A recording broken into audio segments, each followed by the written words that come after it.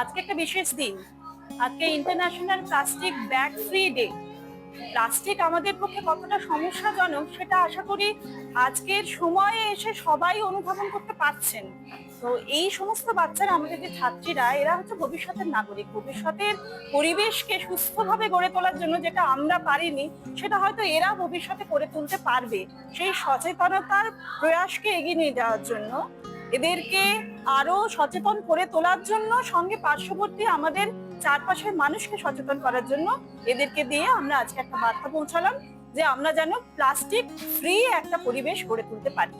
আজ হলো বিশ্ব প্লাস্টিক বর্জন দিবস। সেই দিবসটি আমরা আমাদের স্কুলে পালন করার চেষ্টা করছি, যাতে আমরা আগামী দিনে, আগামী প্রজন্মে প্লাস্টিক মুক্ত দেশ, প্লাস্টিক মুক্ত পৃথিবী গড়ে তুলতে পারি।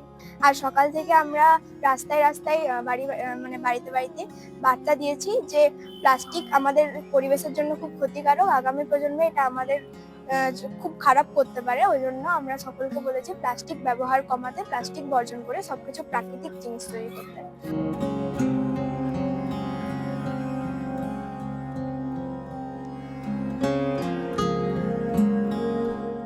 আজকে ওয়ার্ল্ড প্লাস্টিক ফ্রি ডে, তাকে সামনে রেখে আমরা পাঁশকুড়া ব্লক আজকে প্লাস্টিক মুক্ত পাঁশকুড়া করার লক্ষ্যে আমরা আজকে এই পদযাত্রার ব্যবস্থা করেছি।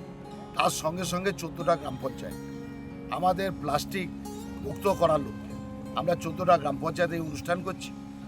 বিডিও সাহেব, জয়েন্ট বিডিও সাহেবদের উদ্যোগে, পাঁশকুড়া ব্লক প্রশাসনের উদ্যোগে এবং পঞ্চায়েত সমিতির সহযোগিতায় এই অনুষ্ঠান চলছে।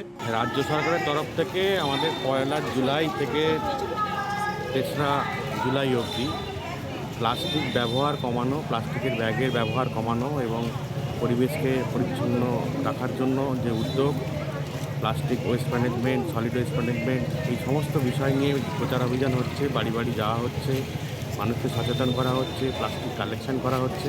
আমাদের হিঙ্গলগঞ্জ একটা রিভারাইন এলাকা, কিন্তু তবুও আমরা এখানে প্লাস্টিকের যে ক্ষতি সেখানে কিন্তু আমরা অনুভব করছি।